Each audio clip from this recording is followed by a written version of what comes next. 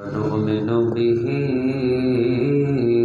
ونتوكل عليه ونعوذ بالله من شرور أنفسنا ومن سيئات أعمالنا من يهده الله فلا مضل له ومن يضلل فلا هادي له فلن تجد له وليا مرشدا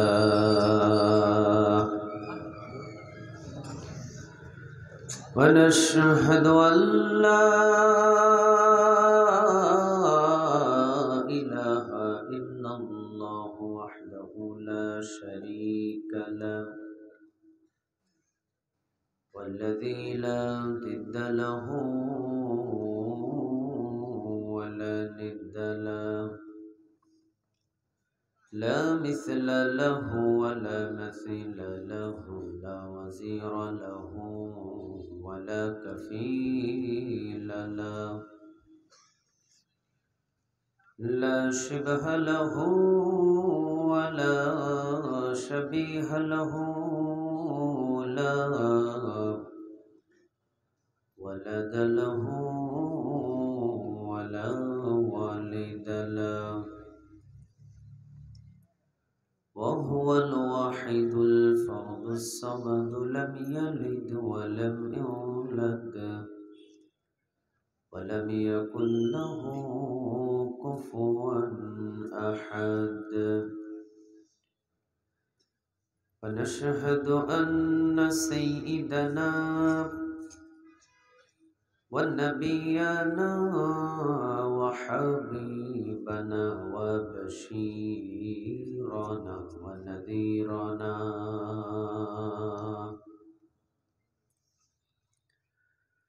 وطبيبنا وطبيب أرواحنا وحبيبنا وحبيب ربنا محمدا عبد الله ورسوله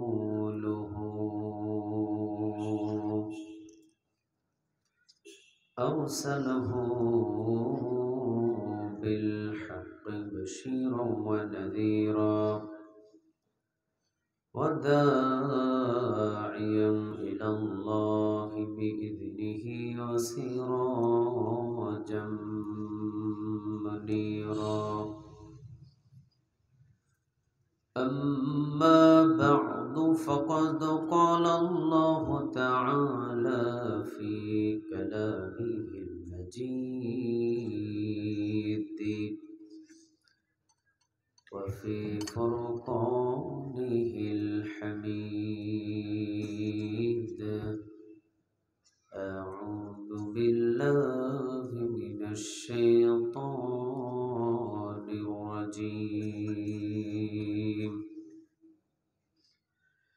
بسم الله الرحمن الرحيم إن الله وملائكته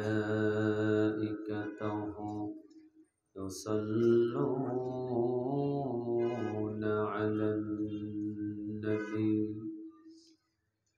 يا أيها الذين آمنوا صلوا عليه وسلموا تسليما اللهم صل على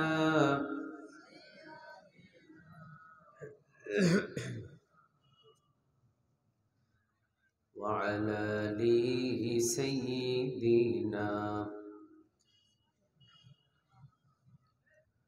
اللهم صل على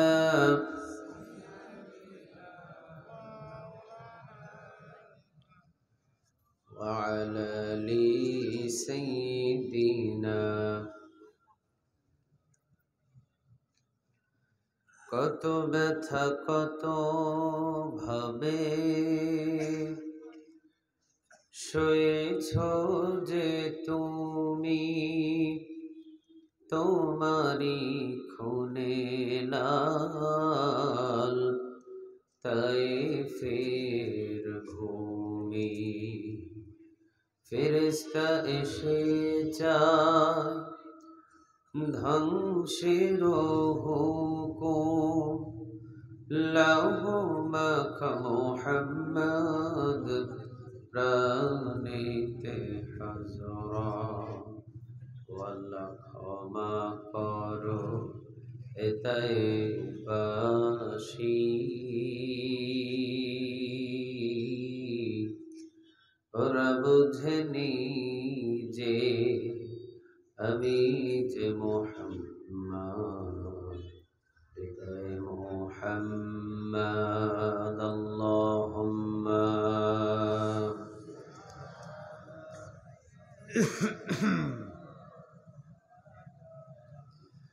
وعلى آل سيدنا। হাজার ব্যথা বেদনার পরে ফিরে আসনি তুমি আপন ঘরে, দিনের আলো তুমি ছড়িয়ে দিতে চলে গেলে মদিনায় মক্কা ছেড়ে। হে রাসূল তোমাকে ভুলি আমি কেমন করে, হে রাসূল তোমাকে ভুলি আমি কেমন করে। খেয়ে না খেয়ে দিন প্রচারের কাজে নিজেকে দিয়ে ছবি নিয়ে তায়েফের কাফেরেরা চিনল না সে আলো, দুষ্টু কাফেরদের পিছু দিল লেলিয়ে পাথরের আঘাতে। ক্ষত বিক্ষত হয়ে সারা শরীর থেকে রক্ত ঝরে। হে রাসূল তোমাকে ভুলি আমি কেমন করে, হে রাসূল তোমাকে ভুলি আমি কেমন করে। আল্লাহুম্মা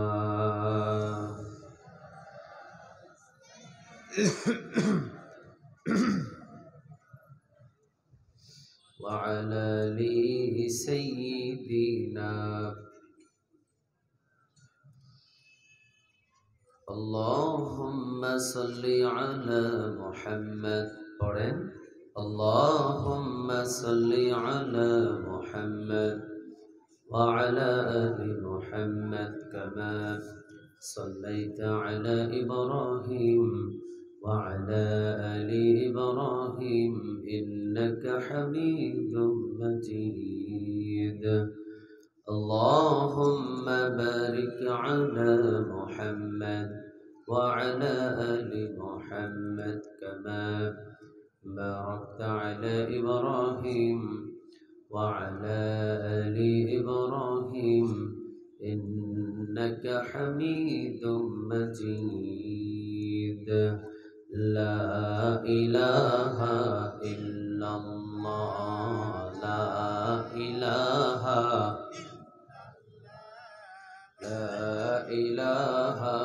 إلا الله، لا إله।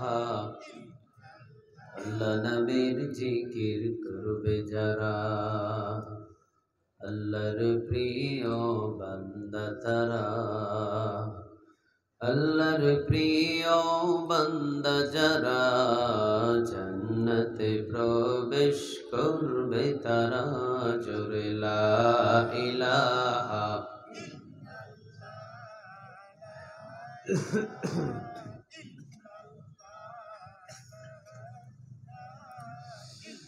লা ইলাহা ইল্লাল্লাহু মুহাম্মাদুর রাসূলুল্লাহ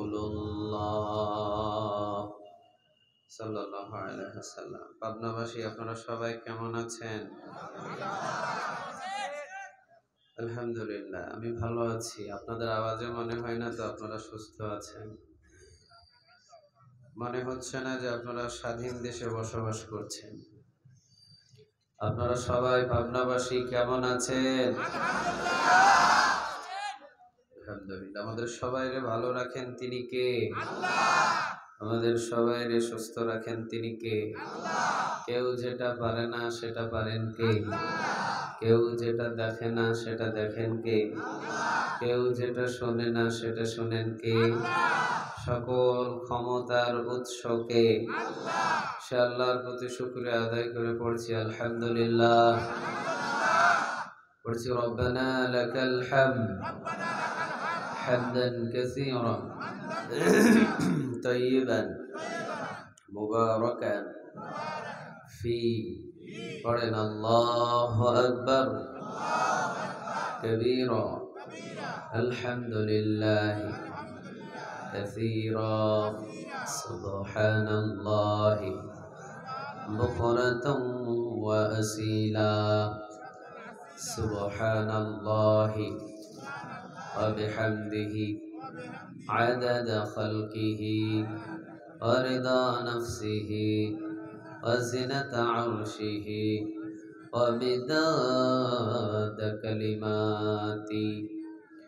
পড়েন লাকাল হামদ বিল কুরআন, লাকাল হামদ বিল ইসলাম, লাকাল হামদ বিআসমাইক হুয়া লাকা বিহি সামাইতুহু, লাকাল হামদ ইয়া রব।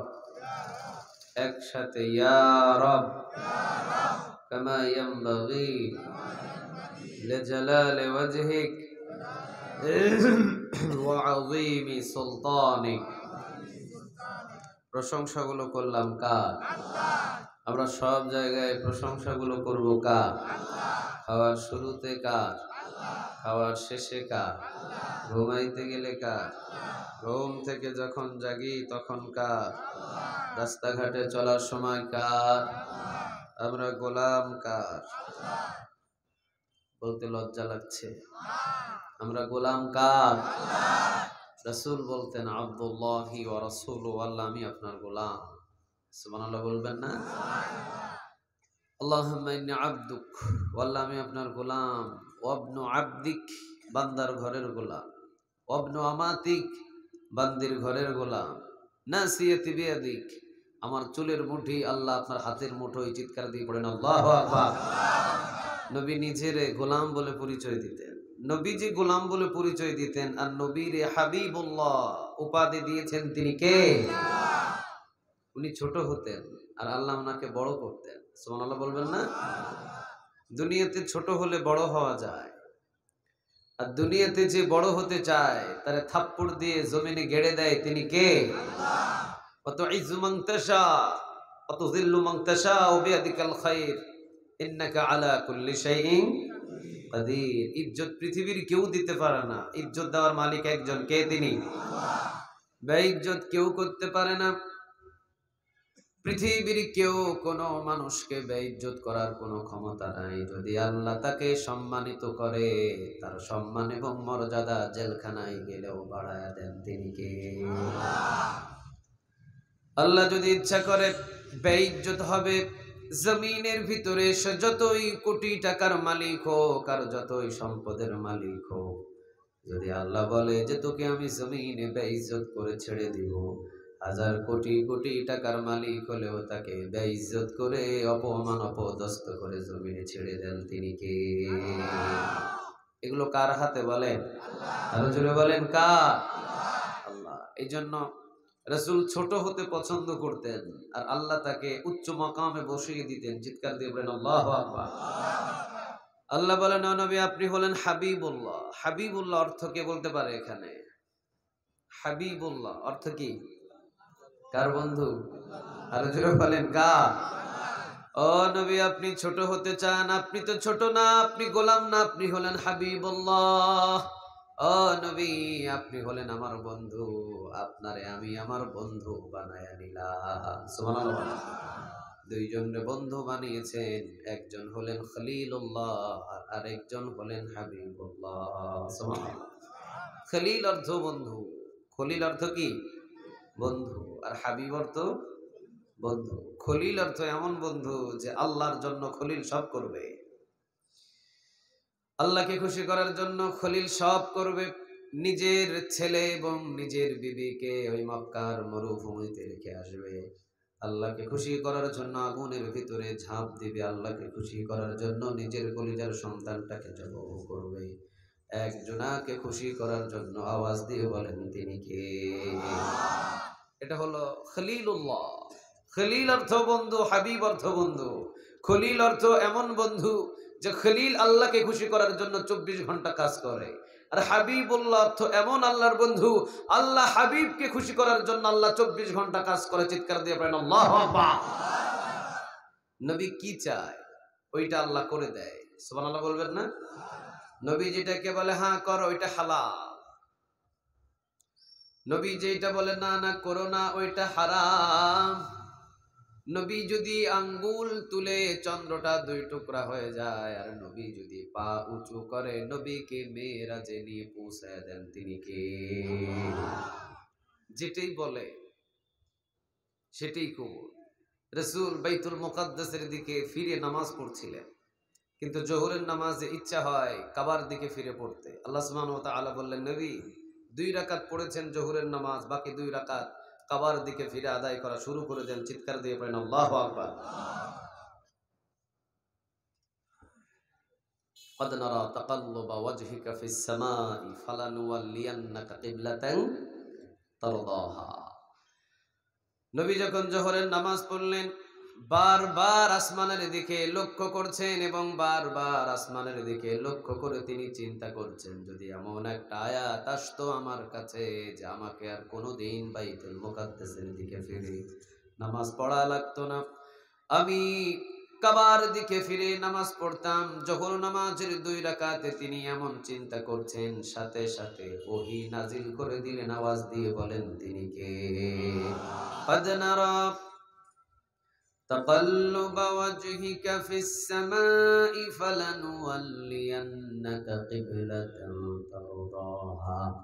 নবী আপনাকে আর বাইতুল মুকাদ্দাসের দিকে ফিরে নামাজ আদায় করতে হবে না, আপনি আসমানের দিকে লক্ষ্য করে যা চিন্তা করেছেন মঞ্জুর হয়েছে। নবী বাকি জোহর নামাজের 2 রাকাত আপনি কাবার দিকে ফিরে আদায় করা শুরু করে দেন। সুবহানাল্লাহ বলতে পারলেন না? তাহলে নবী যেটা অন্তরে অন্তরে বলে ওইটাও কবুল করে নেন তিনি কে? অথচ তিনি ছোট হয়, আল্লাহ তাকে বড় করে দেয়। সুবহানাল্লাহ বলবেন না? তিনি বললেন আল্লাহুম্মা ইন্না আবদুক, আল্লাহ আমি আপনার গোলাম। আল্লাহ রাব্বুল আলামিন বলেন, নবী আপনি ছোট হয়েছেন, আমি আল্লাহ রাব্বুল আলামিন আপনাকে বড় করে দেব। ওয়া ইন্নাকা লাআলা খুলুকিন আযীম। ও নবী আপনি খুলুকে আযীম, আপনি উত্তম চরিত্রের উপরে প্রতিষ্ঠিত। এই আযীম শব্দটা নবীর পিছনে, চরিত্রের পিছনে ব্যবহার করলেন তিনি কে? আল্লাহ। এই জন্য নবী ছোট হয়, নবীরে বড় করে কে? আমরা কি বড় হব? কথা বলেন, আমরা কি বড় হব? না, আমরা ছোট হব। আর ছোট হলে বড় করবে তিনি কে? আমরা গোলাম। খালি কি আমরা গোলাম না আমাদের বাবারাও গোলাম? আমরা বাবারাও গোলাম না, আমাদের 14 গোষ্ঠী গোলাম কার? আরো জোরে বলেন কার?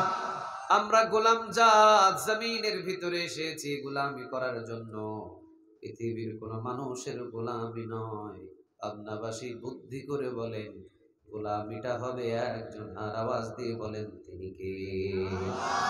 মানুষের গোলামি করবেন? কথা বলেন, মানুষের গোলামি করবেন? তাহলে গোলামি করব কার? আল্লাহ। পৃথিবীতে যত কিছু আছে সব কিছু আল্লাহর গোলামি করে। চিৎকার দিয়ে পড়েন আল্লাহু আকবার। কার হুকুম মানে? কথা বলেন না কেন? কার? আল্লাহ। পৃথিবীতে যত কিছু আছে সব কিছু আল্লাহ সুবহানাহু ওয়া তাআলার হুকুম মানা নিয়ে ব্যস্ত হয়ে আছে।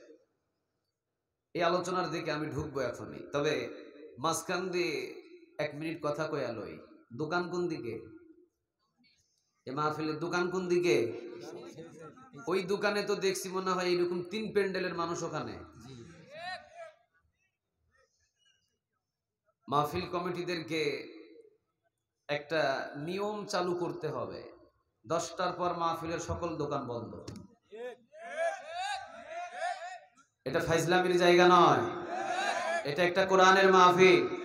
জোহর নামাজের পর থেকে রাতের 10টা পর্যন্ত দোকান খোলা রাখতে পারবা, 10টার পর দোকানদার সহ কোরআনের মাহফিলে বসতে হবে। দোকানদারি করো 8টা 9টা 10টা পর্যন্ত, এরপর আর দোকানদারি করার কোনো দরকার নাই। তুমি সহ মাহফিল শুনতে আসো, তোমাকে সহ কোরআনের মাহফিল শুনতে আসতে হবে। আজকে বহু মাহফিলে আপনাদের এলাকায় নাই, ঠিক উত্তরবঙ্গের একদম নীলফামারী, দিনাজপুর, রংপুর, পীরগাছা এই এলাকায় দোকানদারির ভিতরে মহিলা পুরুষ একসাথে বাজার করে। আপনাদের এলাকায় তো এই সাহসটা এখনো পর্যন্ত পাবে না। আপনাদের এলাকায়ও আছে। মাহফিলের নামে এটা একটা নোংরামি শুরু হয়েছে। আজকে যদি এই পাবনা শহরের ভিতরে, আজকে যদি এই মাহফিল কমিটির ভিতরে মাত্র 50 জন যুবক যদি দাঁড়িয়ে যায়, আর এই 50 জন যুবক যদি এই নিয়মটা চালু করে দেয়, এই মাহফিল যতদিন পর্যন্ত থাকবে রাতের 10টার পর কোনো দোকান চালু থাকতে পারবে না, এবং মহিলা এবং পুরুষ একসাথে কোনো দোকানের ভিতরে হাঁটাহাঁটি করতে পারবে না। 50 জন যুবকের এই আইনটা কিয়ামত পর্যন্ত বাস্তবায়ন হয়ে থাকতে পারে, ঠিক না বেঠে? মুরব্বীদের দিয়ে তো এগুলো কাজ চালু করা সম্ভব না, এদের ডেট ফেল হয়ে গেছে। যুবকদের দাঁড়ানো দরকার। আগামী থেকে যেন যুবকরা এই নিয়মগুলো চালু করে। এবছর যেভাবে হোক গলেমালে চলে গেছে, কোনো অসুবিধা। আগামী থেকে যেন এই নিয়মটা চালু হয়। যতজন দোকানদার বসবে, দোকানদারদের সামনে একটা সাইনবোর্ড লাগানো থাকবে, রাতের 10টার পর সকল দোকান বন্ধ করিতে বাধ্য থাকিবে ইতি মাহফিল কমিটি। কোন বাপের বেটা দোকান 10টার পর খোলা রাখবি? খোল, ইনশা। কথা বলতে হবে ইনশা। অসংখ্য দোকানের ভিতরে ঘোরাঘুরি করতেছে। মাহফিলে যদি না আসতো গুনাহ হতো না, কিন্তু মাহফিলে আসার পরে যদি মাহফিলের সাথে বেয়াদবি করে, সেকেন্ড সেকেন্ড গুনাহ লিখছেন তিনি কে? আরো জোরে বলেন, তিনি কে? মাহফিলে না আসলে গুনাহ হতো না, নফল ইবাদত, নো প্রবলেম। তবে আসলে বসলে বাইহাকির বর্ণনা 60 বছর নফল ইবাদতের নেক আল্লাহ তার আমল নামায় জমা করে দেয়। কোরআনের মাহফিলে যদি বসেন, কোরআনের মাহফিলে যদি ধৈর্য নিয়ে বসে থাকেন, আউয়াল তো আখের, শুরু থেকে শেষ পর্যন্ত যদি বসে থাকেন, পিছনের গুনাহগুলোরে মাফ করে দিবেন তিনি কে? কোরআনের মাহফিল নিয়ে যদি ছোটখাটো উল্টা পাল্টা কোনো কথা বলেন, পৃথিবীর কেউ আপনার বিরুদ্ধে না গেলেও একজন আপনার বিরুদ্ধে চলে যাবে। কে তিনি? বলেন। আরো জোরে একটু আওয়াজ দিয়ে বলেন, কে? 17টা বছর মাহফিলে মাহফিলে অনেক জায়গায় 144 দ্বারা জারি হয়েছে। 17টা বছর অনেক জায়গায় মাহফিল গুলো বন্ধ করে দেওয়া হয়েছে। যুবকরা মাহফিলের স্টেজ সাজিয়েছে, যুবকরা মাহফিলের প্যান্ডেল সাজিয়েছে, যুবকরা মাহফিলের পোস্টার করেছে, 50,000 1 লক্ষ টাকা খরচ করে প্যান্ডেল কমপ্লিট করেছে। ওই দিন এসে উল্লুক্কা পাঠাগুলো, ওই দিন এসে কোরআনের দুশমনগুলো বহু মাহফিল 144 দ্বারা জারি করে দিয়েছে।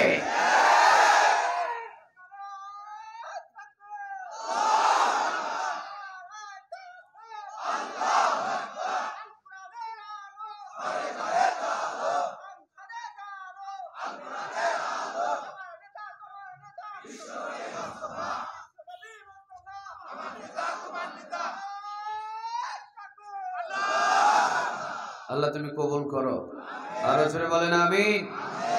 কিন্তু যারা মাহফিল বন্ধ করেছিল, 144 ধারা জারি করেছিল, আছে কি বাংলাদেশে? আছে কি বাংলাদেশে? জুলুম চিরস্থায়ী জুলুমই করতে পারে না, কারণ জুলুমদেরকে ধূলিসাৎ করার জন্য একজন আছেন আমাদের, তিনি কে? আরো জোরে বলতে হবে, তিনি কে? বহু জায়গায় দেখেছি কোরআনের মাহফিল করার জন্য এই টেবিলে ওই টেবিলে ওই টেবিলে ওই টেবিলে ঘোরাঘুরি করতে হয়। আল্লাহ বলেছেন জমিন আমার, আমার জমিনের ভিতর আমার কোরআনের কথা চলবে। পৃথিবীর মানুষ যদি সেখানে অনুমতি দিতে চায়, বুঝতে হবে সে আমার বান্দা নয়, সে আমার বান্দাদের দুশমন, ঠিক না বেঠে?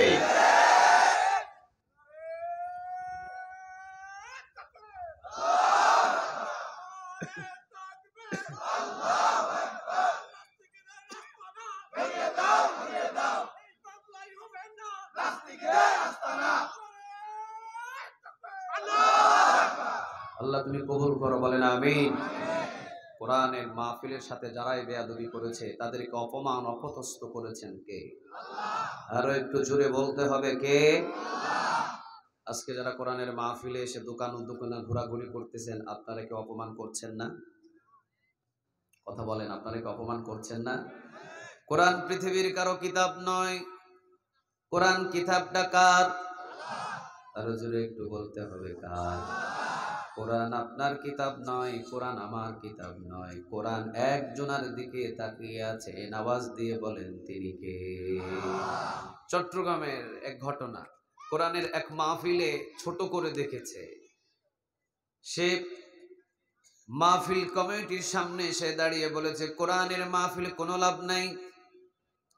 সে বলেছে, কোরআন আমি মানি না, কোরআন আমার পছন্দ হয় না, কোরআনের মাহফিলও আমার পছন্দ হয় না। মাহফিল থেকে বাড়ি গিয়েছে, ঘুমিয়েছে। ঘুম থেকে জাগার পরে মসজিদের ইমাম, মসজিদের খতিব এবং মসজিদের সকল ইমাম কমিটিদের কাছে এসে পা ধরে মাপ চায়। চিন্তা করলেন, পা ধরে মাপ চাই, কিন্তু জবানের ভিতরে কোনো কথা নাই, শুধু চোখ দিয়ে পানি পড়ছে। তার পিতা এবং মা, বাবা, আত্মীয় স্বজনদের জিজ্ঞাসা করলেন, গতকালকেই তো তিনি কোরআনের মাহফিলে আঙ্গুল দেখিয়ে দেখিয়ে কথা বলেছিল যে কোরআনের মাহফিল নাকি কোনো লাভ হয় না, কোরআন আমি মানি না, কোরআন আমার পছন্দ হয় না। আজকে শুধু পা ধরে মাপ চাই মাহফিল কমিটিদের, কিন্তু তার জবানে কোনো কথা নাই কেন? পিতা এবং মাতা তিনারা বলছেন, রাতের বেলা কোথায় থেকে যেন এসেছে, খুব ক্লান্ত এবং শ্রান্ত শরীর, খাবার না খেয়ে ঘুমিয়েছে রাতের বেলা। যখন সকালবেলা ঘুম থেকে উঠে চোখের পানি পড়ছে, জিজ্ঞাসা করলাম, বাবা কেন তোর চোখ দিয়ে পানি পড়ছে এবং কথা বলিস না কেন? ইশারা দিয়ে বলছে, আমার জবানে এখন আর কোনো কথা নাই, শুধুমাত্র কথা বলার চেষ্টা করছি, কিন্তু জবানের ভাষাটুকুও কেড়ে নিয়েছেন তিনি কে? এটা কোরআন, সাধারণ কোনো কিতাব নয়। এ পর্যন্ত যারাই কোরআনের মাহফিল থেকে আঙ্গুল দিয়ে ইশারা করে কথা বলেছে, এ পর্যন্ত যারাই কোরআনের মাহফিলটাকে ভৎসতা দিয়েছে, এ পর্যন্ত যারাই কোরআনের মাহফিলটাকে ছোট করেছে, এ পর্যন্ত যারাই কোরআনের মাহফিলগুলোকে বন্ধ করে দিয়েছে, এ পর্যন্ত যারাই কোরআনের মাহফিলগুলোকে অনুমতি দেওয়ার চেষ্টা করেছে, বাংলার জমিনের দিকে তাকিয়ে দেখেন, একজন আরো সম্মান নাই। রাস্তা কোন দিক দিয়ে রাতের বেলা অন্ধকারে পারাপার হয়ে পালিয়ে গেছে, একজনেরও খবর পাওয়া যায় না, ঠিক না বেঠি? এটা কোরআন। এর উপরে যদি আঘাত আনেন, এ আপনার কাছে বিচার দেয় না, ও আমার কাছে বিচার দেয় না, ও একজনের দিকে তাকিয়ে আছেন, কে তিনি? আরো জোরে আওয়াজ দিয়ে বলেন, কে? আজকে কোরআনের জবান বন্ধ, কথা বলতে পারে? কথা বলেন না কেন? কথা বলতে পারে না। আজকে কোরআন কথা বলতে পারে না, কোরআনের জবান আজকে বন্ধ। যখন আপনি মৃত্যুবরণ করবেন, সেই দিনই আপনার মাথার পাশে কোরআনটাকে দাঁড় করায় দিলেন তিনি কে? ওই দিন জবান দিয়ে কোরআন কথা বলবে, আর আপনার জবানটারে বন্ধ করে দিবেন তিনি কে? ইকরাউল কুরআন ফাইন্নাহু ইয়াতি শাফিআন লিআসহাবিহি ইয়াওমাল কিয়ামাহ। কিয়ামতের দিন কোরআন সুপারিশ করে বহু মানুষদেরকে জান্নাতের দিকে টেনে নিয়ে যাবে। যারা কোরআন তেলাওয়াত করেছে, কোরআন পড়েছে, কোরআনের আন্দোলন করেছে, কোরআনের জন্য নিজের ঘরে ঘুমাই নাই, কোরআনের জন্য হামলা খেয়েছে, মামলা খেয়েছে, এমনকি ফাঁসির রশি এই কোরআনের জন্য গলায় পড়েছে। আসতে বলেন ঠিক। এই পাবনা শহর তো সেই শহর যে শহরের ভিতরে কোরআনের জন্য জীবন্ত লাশ, জীবন্ত শহীদগুলো এই কোরআনের জন্য রাস্তায় রাস্তায় শুয়ে আছে, পাড়ায় পাড়ায় শুয়ে আছে, গ্রামে গ্রামে শুয়ে আছে। পাবনার মাটি তো সেই মাটি, পাবনার মাটি কোরআনের ঘাঁটি, গ্রামে গ্রামে কোরআনের কর্মী। আলহামদুলিল্লাহ বলবেন না? আপনাদের ঠিক এত আসতে হয় কেন? 17টা বছর পর্যন্ত কথা বলতে পারেন নাই, কথা বলার সময় তো এখন। 17টা বছর কোরআনের বিরুদ্ধে কত নির্যাতন নিপীড়ন আমরা সহ্য করেছি, আর সুযোগ, কথা বলেন, আর সুযোগ নাই। এখনো কিছু কিছু জায়গায় আরো কিছু দলীয় লোক মাথা চাড়া দিয়ে কোরআনের মাহফিল বন্ধ করার জন্য উঠে পড়ে লেগেছে। সুযোগ দেওয়া হবে না ইনশাআল্লাহ। জমিন যার, আইন চলবে কার? আরো জোরে বলেন কার? ওই কথাটুকুই আমি সামনের দিকে আগাবো ইনশাআল্লাহ। তবে আমি বলছি কোরআন আজকে নিশ্চুপ, কোরআন আপনার দিকে যদিও আজকে তাকিয়ে আছে আর আপনি ঘুরছেন দোকানে দোকানে, কিয়ামতের ময়দানে কোরআন আপনাকে ছেড়ে দেবে। আরো জোরে বলেন ছেড়ে দেবে। চট্টগ্রামের ইতিহাস কোরআনের মাহফিলটাকে ছোট করে এসেছে, কোরআনের মাহফিলটাকে ভৎসনা দিয়েছে। সে ইঙ্গিত করে বলেছে কোরআন আমি মানি না, কোরআনের মাহফিল আমার কাছে ভালো লাগে না। রাতের বেলা ঘুমিয়েছে, সকালবেলা জবানে কোনো কথা নাই। এই জবানের কথাগুলো কেড়ে নিলেন তিনি কে? ইন্নামা আমরুহু ইযা আরাদা শাইআন আন ইয়াকুলা লাহু কুন ফায়াকুন।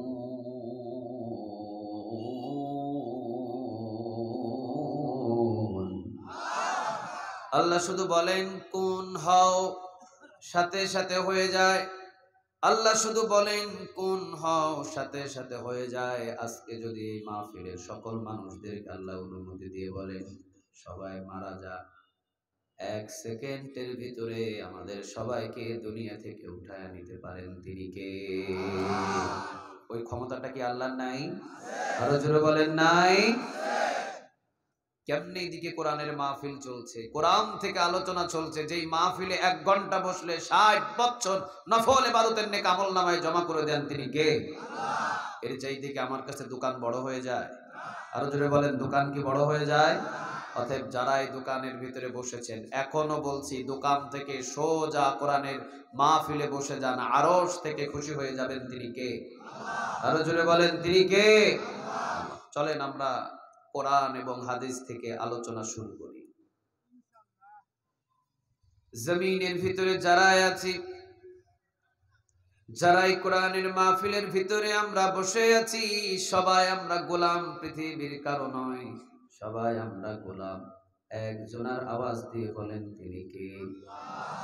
এই জন্য শুরুতেই বলেছিলাম আসমান এবং জমিনের ভিতরে যারা আছে, আসমান এবং জমিনের ভিতরে যা কিছু আছে সব কিছু গোলামি, পৃথিবীর কেউ কারো করে না, সব কিছু গোলামি করে একজনের, তিনি কে? আফাগায়রা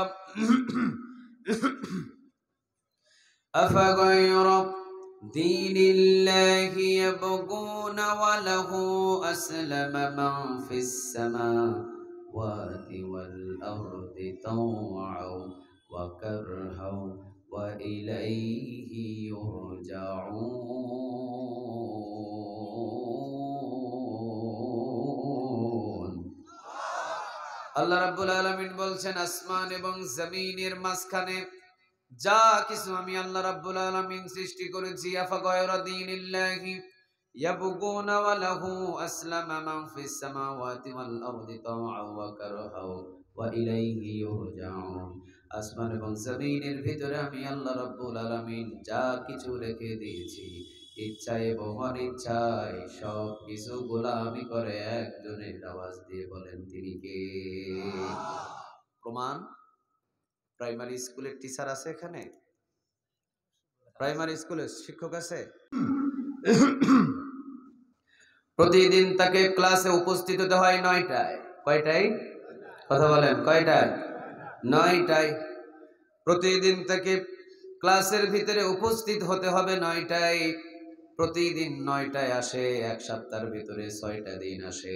প্রতিদিন 9টায় আসা তার পক্ষে সম্ভব নয়। কোনোদিন 9টা 10, কোনোদিন 9টা 15, কোনোদিন 9টা 20, কোনোদিন জাস্ট 9টা। প্রতিদিন কি সে 9টায় উপস্থিত হওয়া সম্ভব? কথা বলেন না কেন? প্রতিদিন সম্ভব?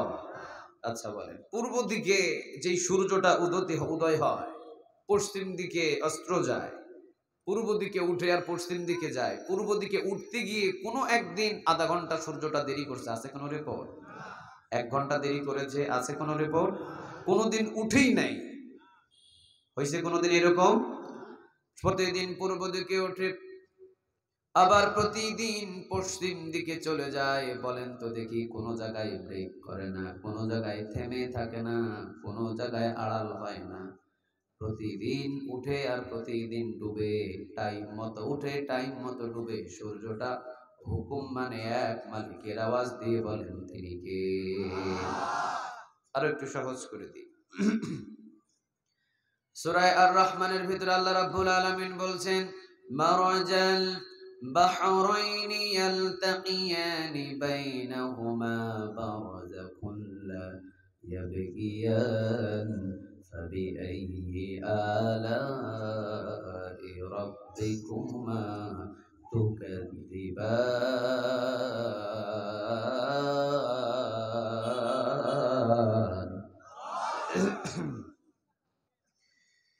مرج البحرين يلتقيان بينهما برزخ لا يبغيان।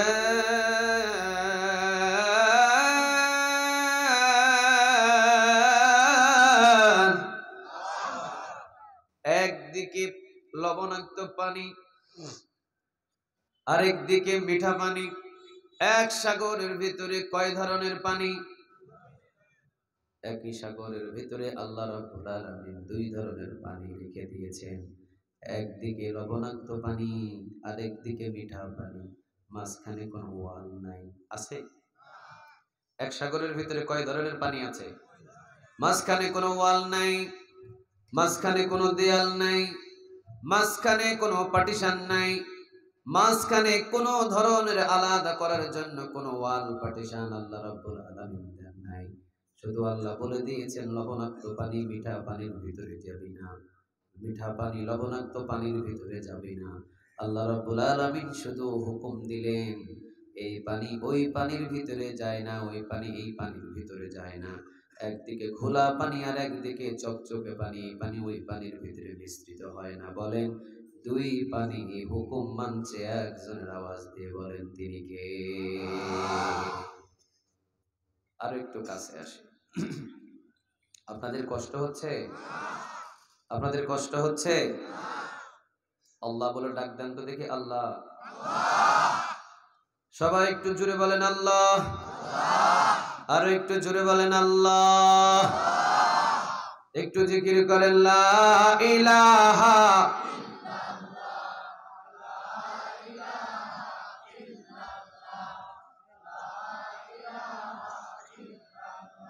লা ইলাহা ইল্লাল্লাহু মুহাম্মাদুর রাসূলুল্লাহ সাল্লাল্লাহু।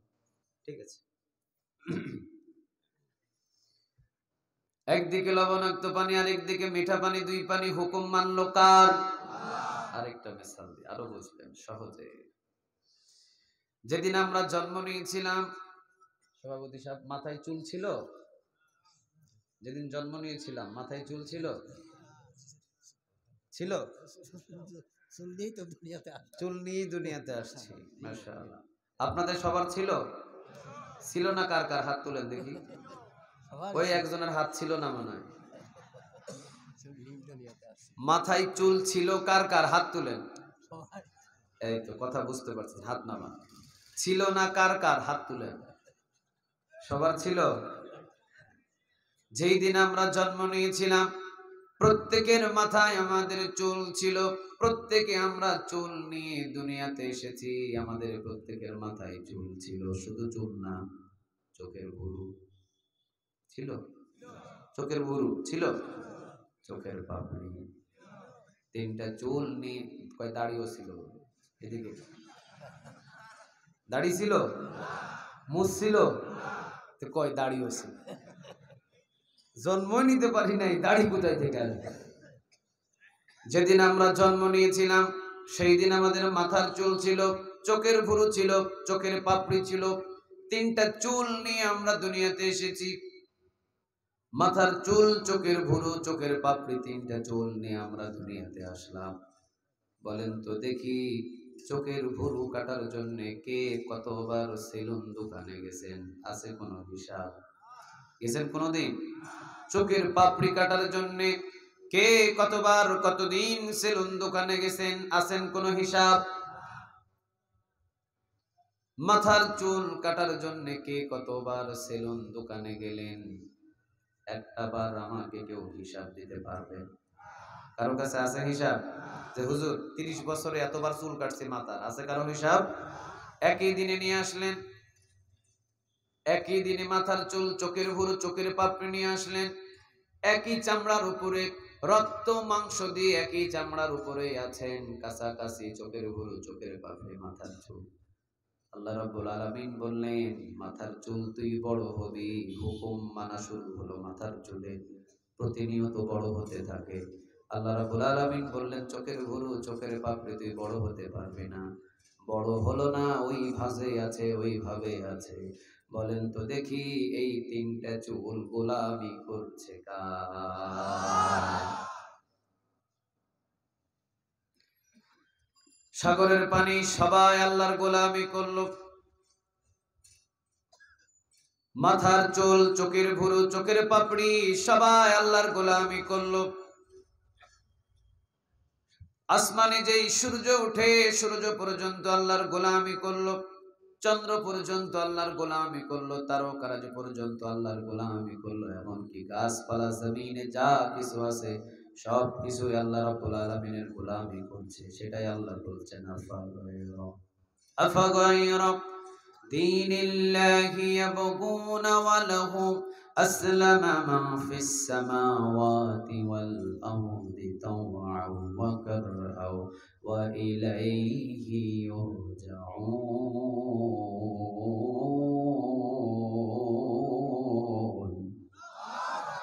আসমান এবং জমিনের ভিতরে যা কিছু আমি আল্লাহ রাব্বুল আলামিন সৃষ্টি করেছি সব কিছু আমি আল্লাহর গোলামি করে। মাথার চুল আল্লাহর গোলামি করে, চোখের ভুরু আল্লাহর গোলামি করে, চোখের পাপড়ি আল্লাহর গোলামি করে। পৃথিবীতে যা কিছু আছে সব কিছু আল্লাহর গোলামি করে। শুধু গোলামি করে না মানুষ। কয়েকজন কইছে ঠিক,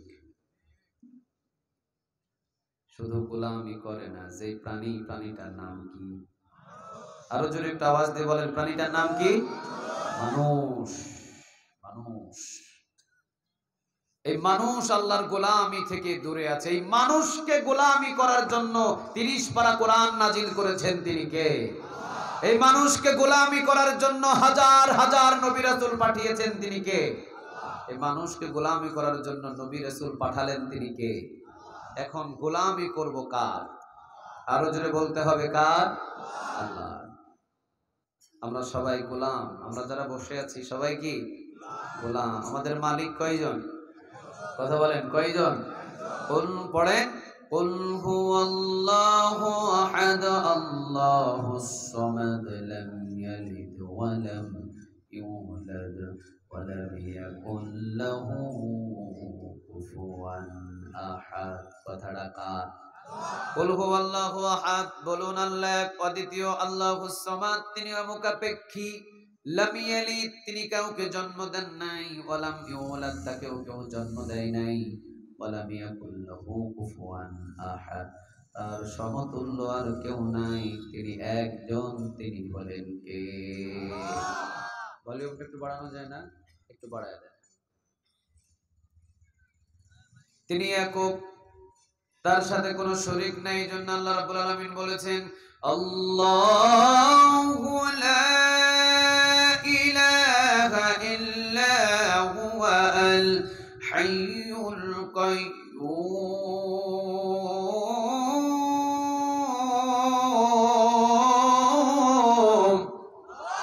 আল্লাহু লা ইলাহা ইল্লা হুয়া আল হাইয়ুল কাইয়্যুম। আল্লাহ হচ্ছেন তিনি, যিনি ছাড়া কোনো ইলাহ নাই।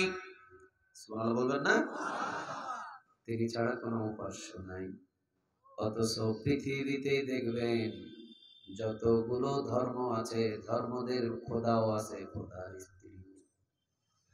হিন্দু ভাইদের 33 কোটি দেবতা। কত? সবাই বলেন কত? 33 কোটি। হিন্দু ভাইদের 33 কোটি দেবতা। আমি চট্টগ্রাম থেকে আমি যখন রাজশাহীর দিকে আসছিলাম এক কাজে, তখন এক হিন্দু ভাইয়ের সাথে দেখা। তাদের পূজা চলছে। বলছে, ভাই কোথায় যাচ্ছেন? আমি বলছি, আমার দেশের বাড়িতে। ওকেও জিজ্ঞাসা করলাম, আপনি কই যান? কয়, ওই যে আমাদের উৎসব। ওদের 12 মাস উৎসব লেগেই থাকে, তবে সবচেয়ে বড় উৎসবটা হলো দুর্গা পূজা। আমি তাহলে জিগাইলাম, ভাই আপনাদের দেবতার সংখ্যা কত? আমি জানি না। এতগুলো দেবতা, ও জানে না। আমি বললাম, ভাই আমার কাছ থেকে শোনেন, আপনাদের দেবতার সংখ্যা 33 কোটি। 33 কোটি দেবতা। আমি তখন তাকে বললাম, 33 কোটি দেবতার নাম জানেন? উনি বলেন না। এটা কেমনে সম্ভব? আচ্ছা, 33 কোটি দেবতা আপনার নাম মুখস্থ করতে দিলে আপনি পারবেন? কথা বলেন, পারবেন? আমি বললাম, আচ্ছা আপনার কয়টা দেবতার নাম মনে আছে? ও বলল, বেশি থেকে বেশি 17টা। আমি বললাম, এই 17টা দেবতার নাম মনে রাখছেন কেন? কয়, একজনের কাছে শিক্ষা নেওয়ার জন্য যেতে হয়, আরেকজনের কাছে বিবাহের জন্য যেতে হয়, আরেক দেবতার কাছে বৃষ্টির পানির জন্য যেতে হয়, আরেকজনের কাছে আমাদের সংসারের সুখ শান্তির জন্য যেতে হয়, আবার আরেকজনের সাথে ঘরে ঘরে লক্ষ্মী আনার জন্য যেতে হয়, আরেকজনের কাছে ফসলের বরকত আনার জন্য যেতে হয়। তা আমি চিন্তা করলাম যে এই দেবতার দরবারে দৌড়াইতে দৌড়াইতেই তো গোলামের পায়খানা চলে যাবে পিছন দিয়ে। আমরা সবকিছু চাই কয়জনের কাছে? একটু আওয়াজ দিয়ে বলতে হবে, কয়জনের কাছে? ছেলে চাবো, মেয়ে চাবো, সুন্দর বিবি চাবো, সংসারে শান্তি চাবো, আসমান থেকে বৃষ্টি চাবো, এমনকি সুস্থতা চাবো। পৃথিবীর শুরু থেকে শেষ পর্যন্ত যা কিছু প্রয়োজন সবকিছু একজনে দিতে পারেন, তিনি হলেন আমার আল্লাহ। ঠিক না ঠিক? সবকিছু কয়জনের কাছে? আরো জোরে বলেন, কয়জন? একজন। কারো কাছে যাওয়ার কোনো দরকার নাই। আমি ওনাকে বললাম, দেখেন আমি প্রকাশ্যভাবে ইতিহাস থেকে বলছি না, আমি স্বনয়নে দু চক্ষে যেটা আমার দেখা। আমি যখন ঢাকাতে ছিলাম, ঢাকা ঢাকেশ্বরী একটা মন্দির আছে। মন্দিরের নাম কি? ঢাকা ঢাকেশ্বরী এক মন্দির। অসংখ্য দেবতা সেখানে রাখা আছে, অনেক বিশাল বড় একটা মন্দির। এই মন্দিরে লক্ষ লক্ষ টাকা অনুদান দেয়, জানেন এটা? লক্ষ লক্ষ, কোটি কোটি টাকা অনেক হিন্দু ভক্ত আছে এখানে দিয়ে দেয়। অনেক সময় এখানে অসংখ্য টাকা আসে, কিন্তু এই ঢাকা ঢাকেশ্বরী মন্দিরের ভিতরে বড় 10টা হাত নিয়ে প্রকৃতপক্ষে গোলাম টাকা। আরো জোরে আওয়াজ দিয়ে বলেন, যারা সঠিক পথে চলে তারা গোলাম টাকা। আর গোলামি করার জন্যই আমাদেরকে দুনিয়াতে পাঠিয়েছেন, তিনি কে? এই জন্য আল্লাহ রাব্বুল আলামিন বলছেন, বান্দারে মসজিদের ভিতরে চাইলা তুমি সরল রাস্তা, মসজিদ থেকে বাহির হয়ে তুমি আবার মানুষের বানানো পথের দিকে কেন রওনা দিলা? বোঝা যায় তুমি আমায় আল্লাহ রাব্বুল আলামিনের কাছে ধোঁকামি করছো। ধোঁকামি বন্ধ করে দাও, এখনো সময় আছে। আসো কোরআনের ভিতরে, কোরআনটা জান্নাতের সঠিক পথ ধরে ধরে রওনা দিয়ে দাও। গোলাম হিসাবে কবুল করে নিবেন। আওয়াজ দিয়ে বলেন, তিনি কে? আল্লাহ রাব্বুল আলামিন এই কথাগুলো সূরা আত-তিনের ভিতরে এবার তুলে ধরছেন। ওয়াত-তিনি ওয়াজ-যাইতুন।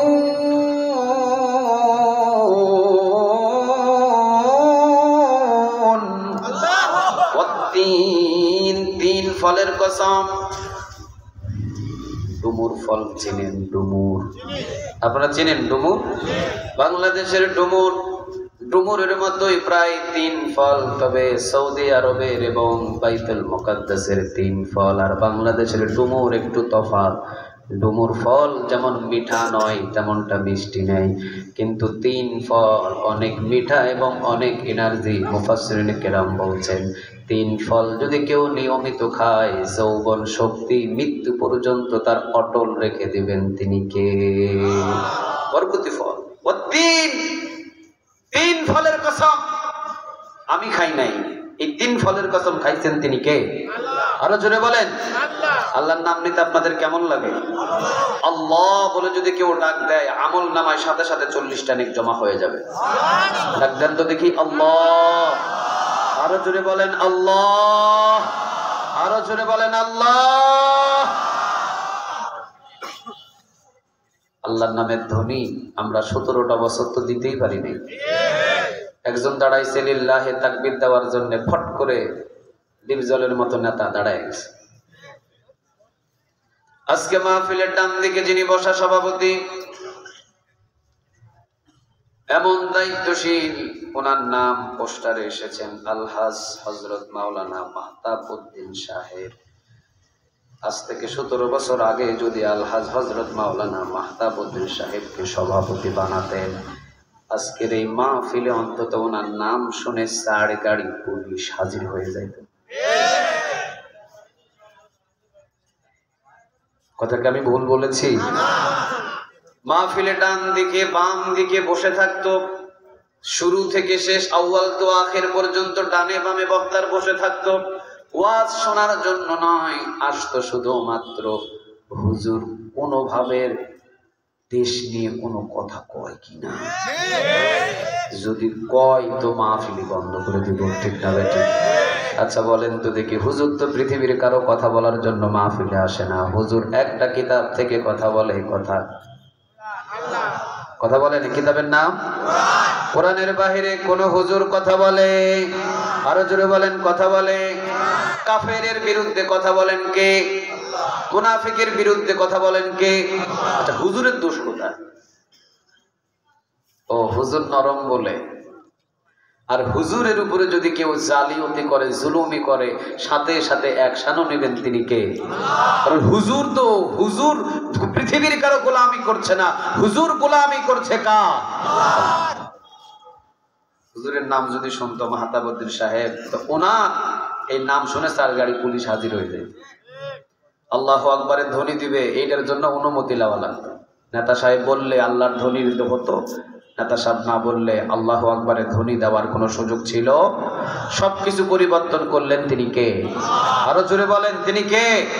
তাহলে এখন আল্লাহু আকবার বা আল্লাহর নাম নিতে অসুবিধা কি হয়? আল্লাহ রাব্বুল আলামিন বলছেন ও 3 ফলের কসম, বড় বরকতি ফল।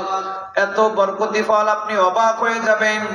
যদি মৃত্যু পর্যন্ত প্রতিনিয়ত 3 ফল আপনি খেতে পারেন, আপনার যৌবন শক্তি মৃত্যু পর্যন্ত ধরে রাখবেন তিনি কে? বরকতি ফল। জাইতুন ফলের কসম, 2 কসম হলো। 3 ফলের কসম। জাইতুন ফলের কসম। জলপাই চিনেন? কথা বলেন, জলপাই চিনেন?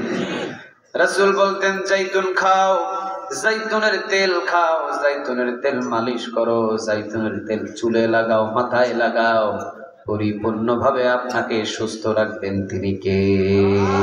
চুল পেকে যায়, জাইতুনের তেল লাগান, চুল অটোমেটিক পাকা বন্ধ হয়ে যাবে। সুবহানাল্লাহ বলেন।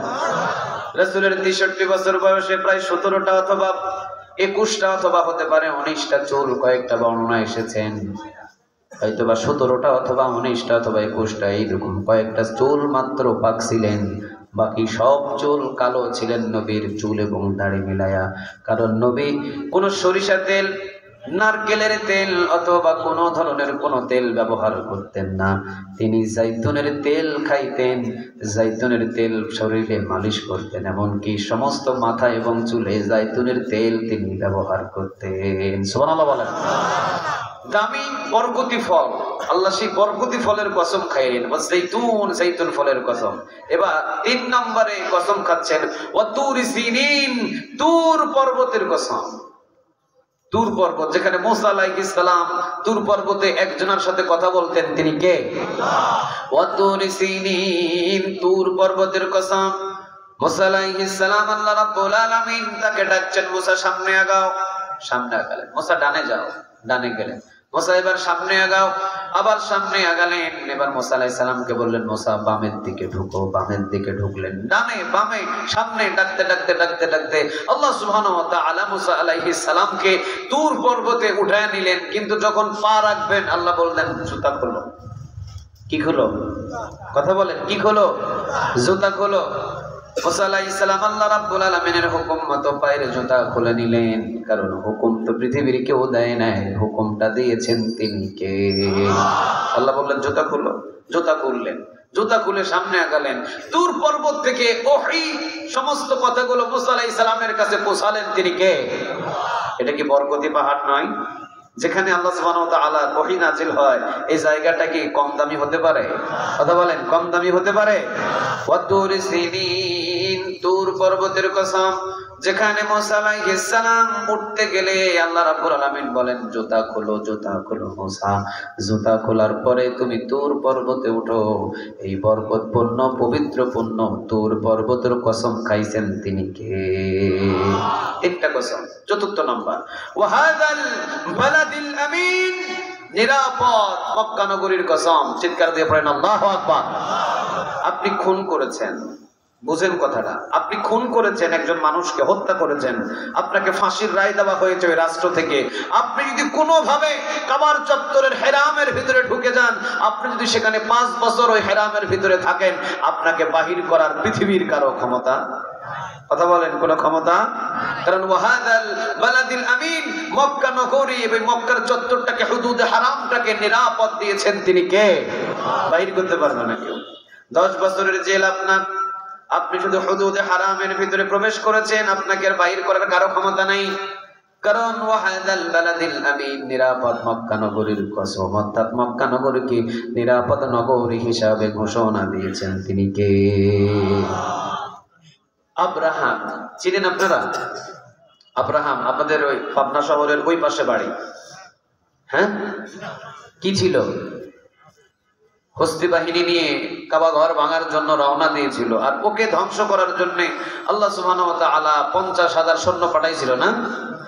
হ্যাঁ, কি পাঠাইছিল? কথা বলেন, কি পাঠাইছিল? এই মক্কা নগরীটারে হেফাজত রাখেন কে? তিনি বলেন, আরো জোরে আওয়াজ দিয়ে বলেন, তিনি কে? এখনো পর্যন্ত যদি পৃথিবীর কোন সৈন্যবাহিনী ওই কাবা ঘর ভাঙার জন্য যায়, ঘরটা তো পৃথিবীর কারো নয়, ঘরটা তো আল্লাহর। ওই ঘরটার হেফাজতের দায়িত্ব রেখে দিয়েছেন তিনি কে? হস্তি বাহিনীকে ধ্বংস করে দিলেন। আলাম তারা কাইফা ফাআলা রাব্বুকা বিআসহাবিল ফিল আলাম ইয়াজআল কাইদাহুম ফি তাদলিল ওয়া আরসালা আলাইহিম তায়রান আবাবিল।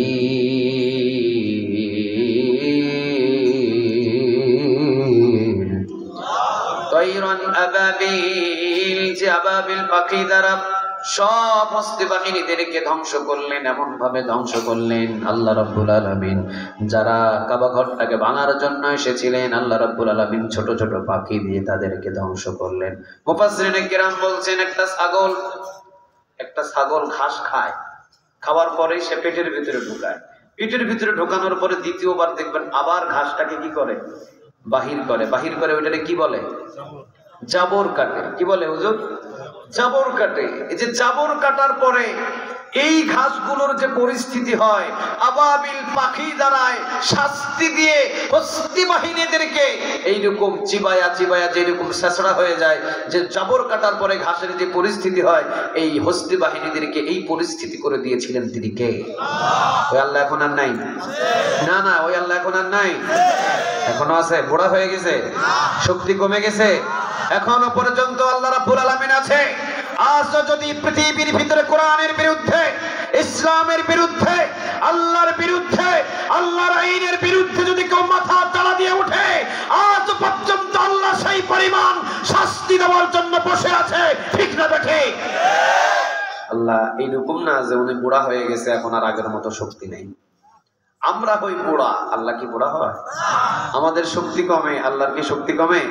আমাদের হাত বদল হয়, ইনি হয়েছে চেয়ারম্যান, এবার পরের বছরে আরেকজন হবে। আল্লাহর কি হাত বদল হয়?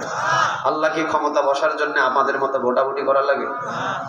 যদিও ভোটাভুটি এখনকার যুবকেরা জানেই না কেমনে ভোট হয়, এটা ভুলেই গেছে যে বাংলাদেশে যে ভোটাভুটির একটা নিয়ম ছিল, 17 বছর যারা বয়স এরা ভুলে গেছে যে ভোট কেমনে হয়। ভোট তো হয় না, ভোট ছাড়াই নেতা হয়, এরা জানবে না। আমরা হয়তো জানবো যে ভোটাভুটি হইতো।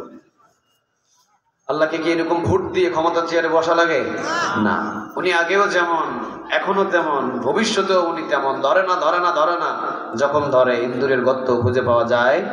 কথা বলেন, খুঁজে পাওয়া যায় না। আল্লাহ বলছেন ওয়াহাদাল বালাদিল আমিন, নিরাপদ মক্কা নগরীর কসম। কয়টা কসম খাইলেন?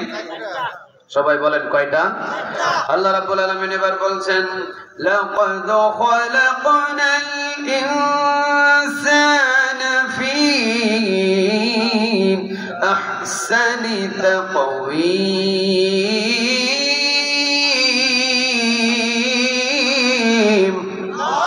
লাকাদ খালাকনাল ইনসানা ফি আহসানি তাকওয়ীম, সবচাইতে অবয়ব গঠন দিয়ে, সুরত দিয়ে সুন্দর করে নিজ হাতে মানুষদেরকে বানাইছেন তিনি কে? এত সুন্দর করে আমি বানালাম আর তুই গোলামি করস মানুষের, এটা কি সহ্য করা যায়? সবাই বলেন না, এটা কি সহ্য করা যায়? মানুষকে এত সুন্দর গঠন দিয়ে বানালেন তিনি কে? গোলামি করতে হবে কার? কিন্তু মানুষ দুনিয়াতে এসে স্বার্থের জন্য মানুষের বানানো পথের দিকে রওনা দিয়েছে। আল্লাহর কোরআন ভুলে গেছে, আল্লাহর ইবাদত ভুলে গেছে, আল্লাহর বন্দেগী ভুলে গেছে। আল্লাহ বললেন বান্দা লাকাদ খালাকনাল ইনসানা ফি আহসানি তাকওয়ীম, সবচেয়ে সুন্দরতম অবয়ব গঠন দিয়ে আমি আল্লাহ মানুষ তোকে নিজ হাতে বানাইছি। চিৎকার দিয়ে পড়েন আল্লাহু আকবার। তাকায়া দেখেন নিজের চেহারার দিকে, কত সুন্দর করে আল্লাহ রাব্বুল আলামিন আপনাকে বানিয়েছেন।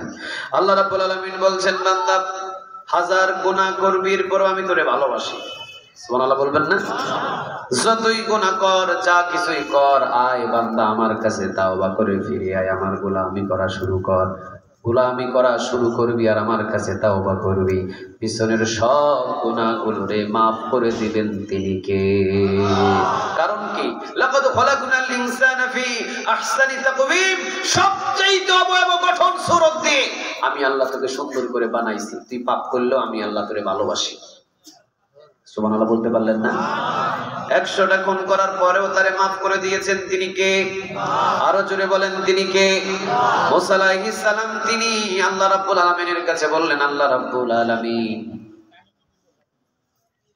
এলাকার ভিতরে সবচেয়ে গুনাহগার মানুষটাকে আমি তাকে দেখতে চাই। একটু পরে দেখেন একটা বাচ্চা হাতের ভিতরে করে নিয়ে হেঁটে যায়। আল্লাহ বললেন এই মানুষটা এলাকার সবচাইতে গুনাহগার। বিকেল বেলা মুসা আলাইহিস সালাম তিনি আল্লাহ রাব্বুল আলামিনকে বললেন রব্বে কারীম, এই এলাকার ভিতরে সবচাইতে নেককার মানুষ যার কোনো গুনাহ নাই ওই মানুষটাকে দেখেন। সকালবেলা যেই মানুষটা বাচ্চা নিয়ে হেঁটে গেছিলেন গুনাহগার মানুষ, বিকেল বেলা ওই মানুষটাই হেঁটে যায়। আল্লাহ বললেন এই মানুষটাই এলাকার ভিতরে সবচাইতে গুনাহ মুক্ত মানুষ। সুবহানাল্লাহ, এর কোনো গুনাহই নেই।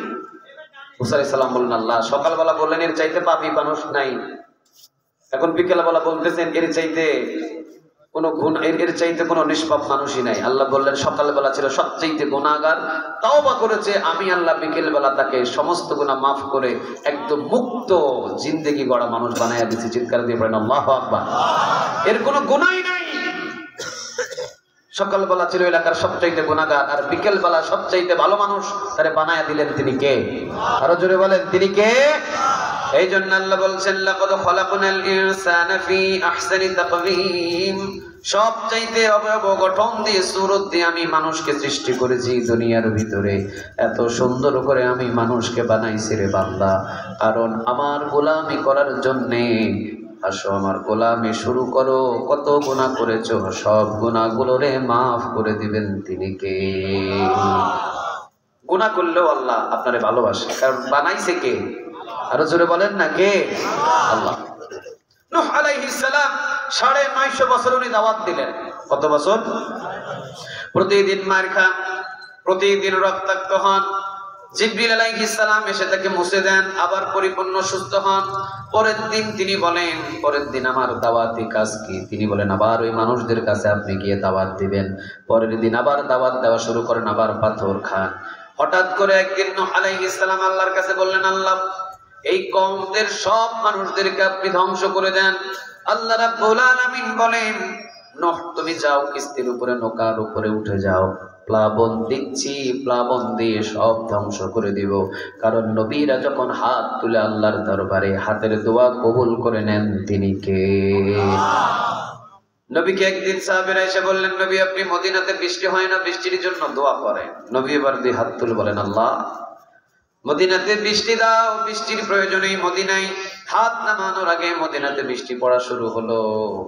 প্রথম দিন সারাদিন বৃষ্টি হলো, আবার সারা রাত বৃষ্টি হলো। দ্বিতীয় দিন সারাদিন সারা রাত, তৃতীয় দিন সারাদিন সারা রাত, 5 দিন 6 দিন 7 দিন, 1 সপ্তাহ টানা রাত দিন বৃষ্টি। সমস্ত মানুষ এসে নবীরে বলে, নবী আর বৃষ্টির দরকার নেই, দিন এবং রাত বৃষ্টি। ও নবী, মদিনার ভূমিতে আর বৃষ্টির দরকার নাই। নবী গো, অন্তত বৃষ্টি বন্ধ করার ব্যবস্থা করেন। সুবহানাল্লাহ বলবেন না? হাত তুলে দোয়া করলেন, রব্বে কারীম, আর বৃষ্টির মদিনা মানুষের দরকার নাই, বৃষ্টিটা একটু বন্ধ করে দেন। আল্লাহ বলেন, নবী গো, বৃষ্টি দেওয়ার জন্য আপনি বলেছেন, বন্ধের জন্য তো আপনি বলেন নাই। যদি বন্ধের জন্য আপনি না বলতেন, কিয়ামত পর্যন্ত এইভাবে বৃষ্টি আমি মদিনার ভিতরে ঢেলে দিতাম। কারণ নবীরা যখন হাত তুলে নবীদের হাত সরাসরি আরশ পর্যন্ত কবুল করে নেন, তিনি কে? মুসা আলাইহিস সালাম। তাকে একজন তার উম্মত বললেন, মুসা আলাইহিস সালাম তুমি আল্লাহকে একটু তোমার রবকে বলে দিও, আমি ওই আল্লাহর উপরে ঈমান এনেছি, আল্লাহ যেন আমাকে শান্তি দেয়। কি দেয়? কথা বলেন, কি দেয়? শান্তি দেয়। মুসা আলাইহিস সালাম গেলেন তুর পর্বতে, আল্লাহ রাব্বুল আলামিনের সাথে কথা বললেন। আসার সময় তিনি বললেন, রব্বে কারীম, আমার একজন উম্মত, তিনি আপনার কাছে শান্তি চেয়েছেন, আপনি কি তাকে একটু শান্তি দিবেন? আল্লাহ বললেন, যাও মুসা যাও, তোমার হাতের কথা, তুমি হাত তুলে যেহেতু তার জন্য দোয়া করেছো, যাও, আমি আল্লাহ রাব্বুল আলামিন তোমার এই উম্মতকে শান্তি দিয়ে দিলাম। মুসা আলাইহিস সালাম খুশি হয়েছেন, দৌড় দিয়ে যে শান্তি পাওয়া, যেই উম্মত ওই উম্মতের বাড়িতে রওনা দিয়েছেন তার কাছে খবর পৌঁছায় দেওয়ার জন্য। আল্লাহ রাব্বুল আলামিন তাকে যে শান্তি দিবেন এই কথাটা পৌঁছায় দেওয়ার জন্য দৌড় দিয়ে এসেছেন। বাড়ির দরজায় ঢুকে দেখেন, যার শান্তির জন্য দোয়া করেছেন তিনি লাশ হয়ে পড়ে আছে, দুনিয়া থেকে বিদায় নিয়েছে, ইন্তেকাল করেছে। ছেলে কাঁদে, মেয়ে কাঁদে, বিবি কাঁদে, আত্মীয় স্বজন সবাই কাঁদে, সবাই কান্নার রোল পড়েছে। মুসা আলাইহিস সালাম আল্লাহ রাব্বুল আলামিনকে এবার বললেন, আল্লাহ এটা কেমন শান্তি? উনি নবী ছিলেন একটু গরম টাইপের, উনি বললেন, আল্লাহ এটা কেমন শান্তি দিলেন? ছেলে কাঁদে, মেয়ে কাঁদে, বিবি কাঁদে, এটা কেমন শান্তি আল্লাহ? এই শান্তির জন্য তো আপনারা আমি বলি নাই, আপনি তাকে শান্তি দিবেন দুনিয়ার ভালোভাবে বলছেন, আমি একটু শান্তি দেন, এটা কেমন শান্তি? ছেলে মেয়ে সবাই কাঁদে।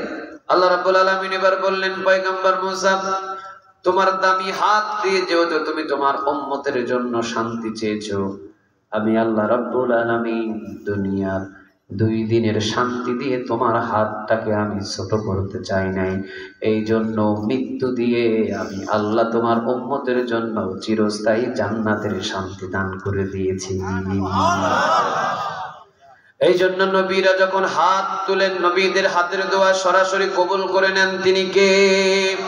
নূহ আলাইহিস সালাম বললেন, আল্লাহর সহ্য হয় না, ধ্বংস করে দাও, যাও নৌকাতে উঠো। নৌকাতে উঠলেন, 40 দিন 40 রাত পর্যন্ত বৃষ্টি প্লাবন দিলেন, সব মানুষ পোকামাকড় সহ সবাই রে ধ্বংস করে দিলেন। আওয়াজ দিয়ে বলেন, তিনি কে? কেউ নাই, কোনো মানুষ নাই, সব মানুষকে ধ্বংস করে দিয়েছে। নূহ আলাইহিস সালামকে আল্লাহ বললেন, যদি পাহাড়ের নৌকা যখন লাগলো, নামো, নৌকা থেকে নামো। নৌকা থেকে নামলেন, বসে আছেন। আল্লাহ সুবহানাহু ওয়া তাআলা নূহ আলাইহিস সালামকে ডেকে বললেন, নূহ, এবার তুমি কাজ কাম তো নাই, এবার হাঁড়ি পাতিল একটু বানাও। কি বানাও? কথা বলেন না কেন? কি বানাও? হাঁড়ি পাতিল আপনাদের এলাকায় কারা বানায়? কারা বানায়? কুমার। হাড়ি পাতিল বানাও। নূহ আলাইহিস সালাম তিনি এবার হাড়ি পাতিল বানানো শুরু করলেন। রোদেতে গিয়ে শুকান, বৃষ্টি হলে আবার ঘরের ভিতরে নিয়ে যান, বানাতে বানাতে বানাতে বানাতে 3 মাস 4 মাস 5 মাস হাড়ি পাতিলই শুধু বানালেন। আর সুন্দর করে রং টং দিয়ে হাড়ি পাতিল গুলো চকচক চকচক করে সুন্দর করে হাড়ি পাতিল বানালেন। আল্লাহ সুবহানাহু ওয়া তাআলা বললেন, নূহ হাতের ভিতরে যে লাঠি আছে তোমার ওই হাতের লাঠি দিয়ে প্রত্যেকটা হাড়ি এবং পাতিলগুলো ভেঙে দাও। কি করো? ভেঙে দাও।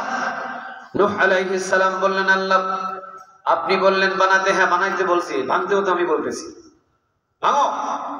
হাতের লাঠি দিয়ে এবার সমস্ত হাড়ি পাতিলগুলো ঠাস ঠাস ঠাস ঠাস করে ভাঙা শুরু করলেন। সবগুলো ভেঙে ফেললেন, কিছুই নেই। হাড়ি পাতিলগুলো ভাঙার পরে চুপ হয়ে মনটা খারাপ করে বসে আছে।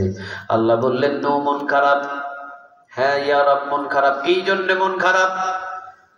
হাড়ি পাতিল আপনি বানাতে বললেন, আবার হাতের লাঠি দিয়ে ভাঙতে বললেন। এত যত্ন করে বানাইলাম, আবার এত কষ্ট করে বানাইলাম, আপনি হাতের লাঠি দিয়ে ভাঙতে বললেন, ভেঙে ফেললাম। আল্লাহ বললেন, হাড়ি পাতিল ভাঙছিলা, খাওয়াইছিলা কয়দিন? কয়েকদিনও খাওয়াইনি। তুমি যখন ভাঙছিলা পালাইছিল কেউ? কয় না, পালাইনি। তুমি যখন হাড়ি পাতিলের উপরে আঘাত করেছিলা, হাও মাও করে তোমার কাছে কান্নাকাটি করেছিল কেউ? কয় না। আল্লাহ রাব্বুল আলামিন বলেন, 6 মাস শুধুমাত্র হাড়ি পাতিল বানাইয়ে কষ্ট করে ভাঙার সময় তোমার যদি এত ব্যথা লাগে, আমি যে এতদিন পর্যন্ত এই মানুষদেরকে খাওয়াইছিলাম, পড়াইছিলাম, তুমি যে হাতের দোয়া করে বললা আল্লাহ এগুলোর ধ্বংস করে দাও, আমি আল্লাহ বান্দাদেরকে মৃত্যু দেওয়ার পরে আমি আল্লাহর কি বিন্দু পরিমাণ কষ্ট লাগে না? তোমার 6 মাসের হাড়ি পাতিল বানায়া যদি এত কষ্ট লাগে, আমি আল্লাহর কি কষ্ট লাগে নাই? 1 বছর 2 বছর 3 বছর 50 বছর 80 বছরও যদি সে হিন্দু থাকে, খ্রিস্টান থাকে, বৌদ্ধ থাকে, মৃত্যুর আগ মুহূর্তে যদি সে জবান থেকে লা ইলাহা ইল্লাল্লাহ মুহাম্মাদুর রাসূলুল্লাহ পড়ে, আমি আল্লাহ তার পিছনে সব গুনাহ মাফ করে দেব। আমি তারে নিজ হাতে বানাইছি, আমি তারে ভালোবাসি, সে যত গুনাহ করুক আমি তারে ভালোবাসি। সুবহানাল্লাহ বলেন। এত সুন্দর করে বানালেন, 24 বছর 50 বছর গুনাহ করলেন, মৃত্যুর আগে যদি তাওবা করেন আল্লাহ বলে আমি তোকে মাফ করে দিলাম, যা। সুবহানাল্লাহ বলবেন না? এই জন্য আল্লাহ রাব্বুল আলামিন বলছেন, লাকাদ খালাকনাল ইনসানা ফি আহসানি তাকওয়িম, সবচেয়ে সুন্দর গঠন দিয়ে, অবয়ব সুরত দিয়ে আমি আল্লাহ রাব্বুল আলামিন তোমাদেরকে বানিয়েছি। তবে মনে রেখে দিও, সুম্মা রাদাদনাহু আসফালা সাফিলিন, আবার এই সৌন্দর্য চেহারা দিনের পর দিন তোমার আস্তে আস্তে নিচ থেকে নিচে নামায় দিবেন। তিনি কে? আমাদের হুজুর 25 বছর বয়সে যে এরকম যৌবনকাল ছিলেন, এখনো কি সেই রকমই আছে? কথা বলেন, আছে? আচ্ছা, দিনের পর দিন ওনার এই চুলগুলোকে সাদা করলেন, তিনি কে? দিনের পর দিন শরীরের ভিতরে আস্তে আস্তে শক্তি কমায় দিলেন, তিনি কে? আল্লাহ বলছেন, সুম্মা রাদাদনাহু আসফালা সাফিলিন, মনে করো না এত সুন্দর গঠন দিয়ে তোমাকে আমি দুনিয়াতে সৃষ্টি করেছি, সারা জীবন তোমার চেহারা সৌন্দর্য থাকবে না। সুম্মা রাদাদনাহু আসফালা সাফিলিন, আমি নিচ থেকে নিচে নামাবো। এই যৌবন চিরস্থায়ী মনে করো না, এই হাতের শক্তি চিরস্থায়ী মনে করো না। আজকে মনে করো যে তুমি যদি এলাকায় দাঁড়াও, তাহলে তোমার সামনে কোনো কোরআনের কর্মী দাঁড়ানোর কারো ক্ষমতা নাই, সবাই রে মাইরা শেষ করে দিবা। এই শরীরের শক্তি সারা জীবন থাকবে না। তুমি আজকে যৌবনের শক্তি কোরআনের পক্ষে না কাটিয়ে তোমার যৌবনের শক্তি কোরআনের বিরুদ্ধে খাটিয়ে দিচ্ছ। নিরপরাধ মানুষদেরকে ধরে ধরে মামলা দিয়ে জেলখানায় ধরে পিটাচ্ছ। মনে করো না এই শক্তি সারা জীবন থাকবে। এই শক্তি তোমার শরীর থেকে একদিন কেড়ে নিবেন, তিনি কে? মনে করো না যে চিরস্থায়ী তোমার শরীরে শক্তি বইবে। এই শক্তি যিনি দিয়েছিলেন, আল্লাহ বলছেন আমি আবার আস্তে আস্তে তাকে শক্তি কমায়া এমন নিচে নামাবো, লাঠি দিয়া হাঁটতে হবে। এই পরিস্থিতি কে করান? আর একটু জোরে বলেন, কে? এবার আল্লাহ রাব্বুল আলামিন বলছেন, এখানে মুফাসসিরিনে কেরাম বলছেন আসফাল সাফিলিন, কিছু কিছু মানুষদেরকে আমি বিদ্ধ হবে, কিন্তু এই মানুষদের চেহারা বিদ্ধ হবে, কিন্তু এদেরকে আমি আল্লাহ সুবহানাহু ওয়া তাআলা কলবের দিক দিয়ে আরো দিন দিন যৌবন শক্তি বাড়াবো। সুবহানাল্লাহ বাড়িতে গিয়ে বললেন। কিছু কিছু মানুষদেরকে আল্লাহ বৃদ্ধ বানাবেন, তবে মুফাসসিরিনে কেরাম বলছেন আসফাল সাফিলিন, কিছু কিছু বৃদ্ধ মানুষ আছে ওরা বৃদ্ধ হবে ঠিক, কিন্তু ওদের কল্পটা আমি দিন দিন যৌবন কালের চাইতেও শক্তিশালী বানাবো। চিৎকার দিয়ে পড়েন আল্লাহু আকবার। তারা কারা? আল্লাহ রাব্বুল আলামিন এবার বলছেন তারা হলো ওরা ইল্লাল্লাযীনা আমানু, যারা ঈমান এনেছে আমি আল্লাহর উপর, ওয়া আমিলুস সলিহাত, এবং নেক আমল করেছে। একজনাকে খুশি করার জন্য আওয়াজ দিয়ে বলেন তিনি কে? ফালাহুম আজরুন গায়রু মামনুন। এই আয়াত অনুযায়ী তারা যদি আমার আমলগুলো করতে পারে, ঈমান যদি আনতে পারে, তাদেরকে বৃদ্ধ বানাবো ঠিক, কিন্তু বৃদ্ধ যত বাড়বে, বৃদ্ধ যত আমি বাড়াবো, কলবের দিক দিয়ে আমি আল্লাহ তার কলবটাকে দিন দিন যৌবন বানায়া দিব। সুবহানাল্লাহ বলেন।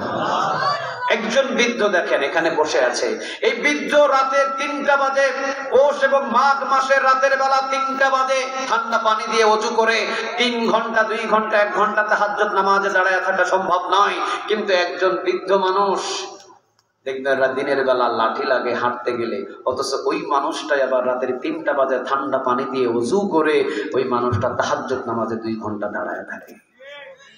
তাহলে ওই মানুষটা বৃদ্ধ হয়েছে ঠিক, কিন্তু বৃদ্ধ হওয়ার পরে ওর কল্পটাকে যৌবনকালের চাইতেও বেশি পাওয়ারফুল শক্তিশালী বানায়া দিতেন তিনি কে?